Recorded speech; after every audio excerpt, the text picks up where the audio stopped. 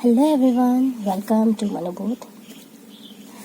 आई hope आप सभी अच्छे हैं। और टू ऑल, आज दशहरे के इस शुभ अवसर पर ये जैसे कि हमें पता है कि जो दशहरा है वो हम इसलिए सेलिब्रेट करते हैं, हम उसमें एक जो बुराई पे अच्छाई की जीत का प्रतीक है दशहरा, है ना। तो उसी के बारे में आपसे आज मैं बात करना चाह रही थी। जैसे हमें पता है तो हम दशहरा इसलिए सेलिब्रेट करते हैं क्योंकि आज के दिन भगवान श्री राम ने रावण को वध किया था और माता दुर्गा ने महिषासुर का वध किया था, है ना। और इन दोनों स्टोरीज में एक चीज़ सेम है, और जो वो है कि बुराई पे अच्छाई की जीत और अधर्म पे धर्म की जीत, राइट। जो दोनों ही चीज़ें हैं ये हमें ये सिखाती हैं कि जब हम बहुत ज़्यादा ईगो में होते हैं ना, जब हम बहुत ज़्यादा अपने घमंड में होते हैं। घमंड क्या है? घमंड ईगो है, ठीक है। हमारा माइंड ईगो से ऑपरेट कर रहा होता है। हम जब अपनी आत्मा की नहीं सुन रहे होते हैं तो हमारा विनाश निश्चित है। जैसे कि रावण के केस में भी था कि रावण अपनी आत्मा की नहीं सुन रहा था। वो कितना बड़ा भक्त था। वो ऐसा नहीं है कि वो कुछ नहीं जानता था, वो बहुत विजडम था उनके पास, बहुत नॉलेज थी उनके पास, पर वो अपनी ईगो में आ गए कि मैं बहुत बड़ा हूँ। क्योंकि उनको ये लग रहा था कि मेरे पास तो अमृत है, मैं बहुत अमर हूँ, मुझे कोई नहीं मार सकता है ना।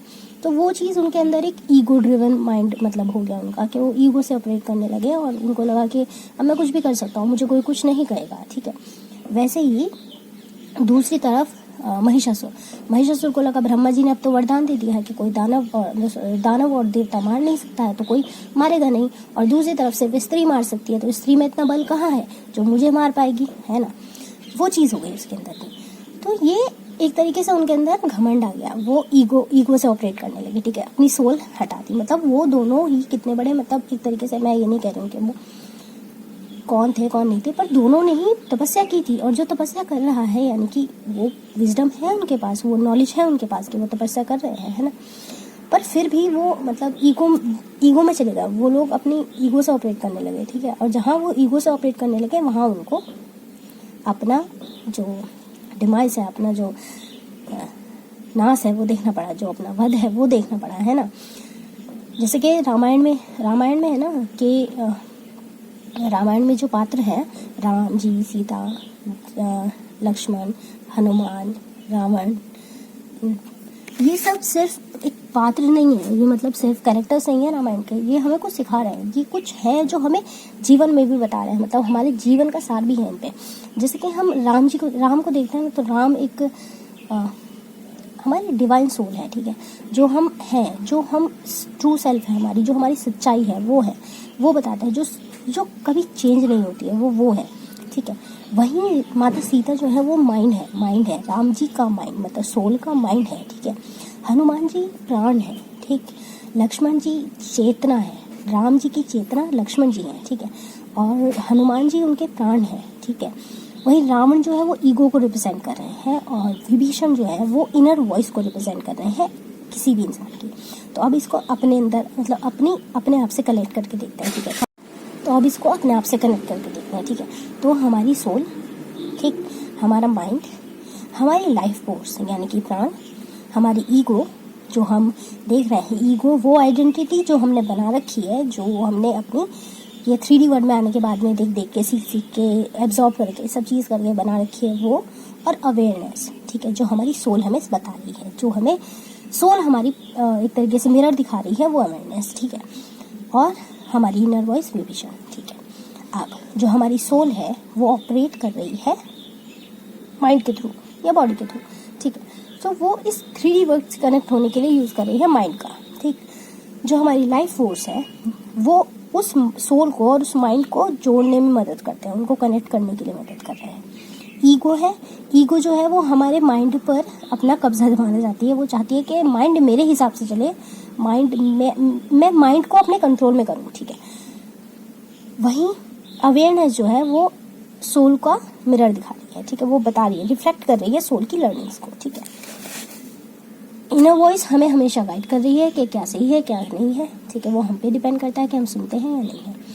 वैसे ही रामायण में भी माइंड। सीता माता को रावण ईगो ने केज कर लिया, क्योंकि वो जैसे मैंने बताया कि माइंड ईगो चाहती है कि वो मेरे हिसाब से चले, ठीक है, केज किया। तो अब जो सोल थी वो रेस्टलेस हो गई, ठीक है। अब सोल रेस्टलेस हो गई क्योंकि वो अब 3D लाइफ से कनेक्ट करने के लिए जो माइंड का उपयोग कर रही थी वो अब वहाँ पर अपनी लर्निंग्स नहीं कर पा रही है। तो अब अवेयरनेस जो है, जो भी सोल की अवेयरनेस है वो उसके साथ में और सोल को कनेक्ट करता है, ठीक है। तो वहाँ पर हनुमान जी आए, हनुमान जी ने माता सीता और राम जी को कनेक्ट किया, ठीक है, इस तरीके से। और जो ईगो है, ईगो ने अपनी इनर वॉइस की नहीं सुनी, इस वजह से उसका संहार हुआ, ठीक है।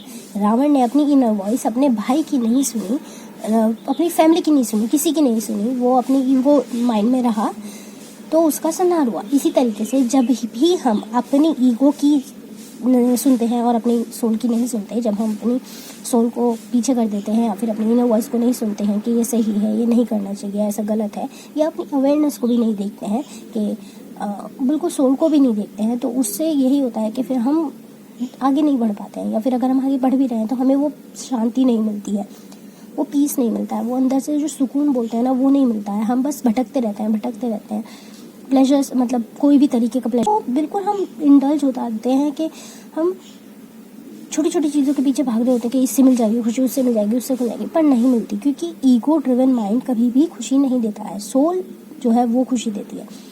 तो अगर आपको लाइफ में पीस चाहिए, आपको खुशी चाहिए, तो आपको अपनी सोल के साथ अलाइन होना पड़ेगा, ठीक है। और जब आप सोल के साथ अलाइन होते हैं तो आप खुश रहते हैं, ठीक है, आप पीसफुल रहते हैं, आप माइंडफुल रहते हैं। और यही है कि पूरे दशहरा जो हम सेलिब्रेट कर रहे हैं उसका यही सार है कि सिर्फ अच्छाई पर बुराई की जीत, चाहे अच्छाई कितनी हो, चाहे कितनी ही बड़ी हो, वो कभी भी जीत नहीं सकती, उसका कभी ना कभी अंत होता ही है, ठीक है। बोलते हैं ना कि सच्चाई को चाहे कितने ही 7 पर्दों में रख लो वो तब भी निकल के बाहर आती है। तो उसी तरीके से जब भी अच्छाई बाहर आएगी तो जो भी बुराई है, जो भी गलत है, वो खत्म होगा, उसका संहार होगा, ठीक है। वही चीज़ हमें दशहरे से सीखनी है कि हम चाहे कितना ही ईगोइस्टिक माइंड में चल लें, कितना ही कर लें, ठीक है, वो ईगो उस दिन ख़त्म हो जाएगी जिस दिन सोल अलाइन हो जाएगी, ठीक है। जिस दिन सोल आएगी, जिस दिन सोल अपनी अवेयरनेस दिखाएगी, जिस दिन सोल बाहर आएगी, उस दिन आपकी ईगो जो है वो ख़त्म हो जाएगी, ठीक है।